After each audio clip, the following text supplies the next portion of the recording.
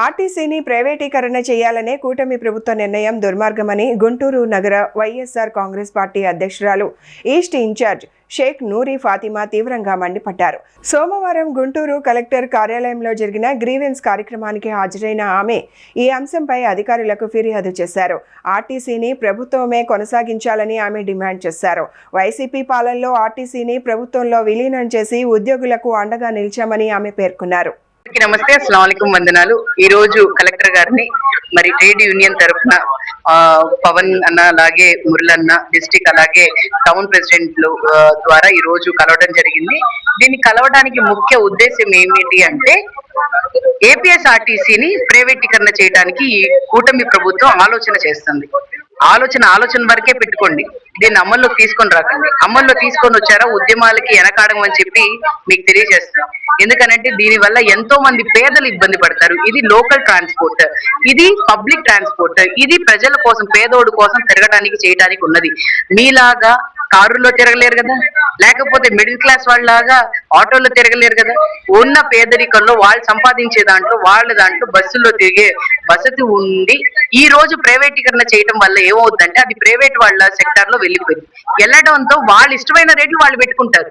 Government ఇష్టమైన rate ఎందుకు పెడతారు? ఎందుకంటే డబ్బులు మేము ఆప్షన్ పాడి టెండర్ పాడి మేము తెచ్చుకున్నాం అని అంటారు.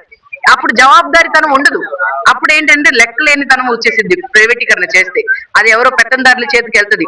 ఈ కూటమి ప్రభుత్వం నడపడం చేత కావట్లేదు. దానివల్లే ఈ రోజు ప్రతి ఒక్క విషయం కూడా పోతాం. మొన్న చూసుకుంటే మెడికల్ కాలేజీలు ప్రైవేటీకరణ అంటున్నారు, ఈ రోజు ఏపీఎస్ఆర్టీసీలు ప్రైవేటీకరణ అంటారు. నాకు తెలిసి రేపటి రోజు ప్రజల్ని కూడా ప్రైవేటీకరణ చేసే పరిస్థితికి తీసుకొని వస్తున్నారు.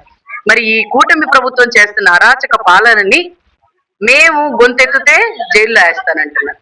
అట్లీస్ట్ లా అండ్ ఆర్డర్ ని, లేకపోతే అట్లీస్ట్ మా కన్సర్న్ కలెక్టర్ గారికి చెప్పుకుంటే దాన్ని వినతి పత్రాన్ని డస్ట్బిన్ లో వేయకుండా చూస్తారని చెప్పి ఆకాంక్షిస్తారు. అయితే జగన్మోహన్ రెడ్డి గారి హయాంలో ఏపీఎస్ఆర్టీసీ ప్రైవేటీకరణ జరగకుండా ఆయన గవర్నమెంట్ లో విలీనం చేసి వాళ్ళ బాధ్యత కూడా ఆయనే తీసుకొని మొత్తం ఆయనే చూసుకున్నారు.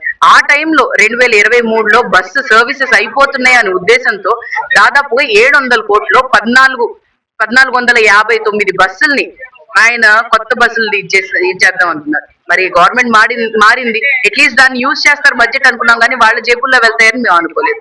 అలాగే మీరు చూసుకుంటే మరి ఈ ప్రైవేటీకరణ చేయటమే కాకుండా కొత్త ఈ బస్సెస్ తీసుకొని వస్తున్నారు. సరే, తీసుకొని వచ్చారు, బానే ఉంది. ఈ బస్సెస్ అంటే ఛార్జింగ్ పెట్టడానికి అంటే ఏపీఎస్ఆర్టీసీ ఏమో బస్ స్టాప్స్ కావాలంట, మళ్ళీ దాని తర్వాత ఏమో దానిలో ఉన్న డ్రైవర్ ప్రైవేట్ అంట, మళ్ళీ దానిలో ఉన్న కండక్టర్ అంటే గవర్నమెంట్ అంట. అసలు ఏంటి ఈ లెక్కలు ఏంటి? ఎవరిని కన్ఫ్యూజ్ చేద్దామని చూస్తున్నారు?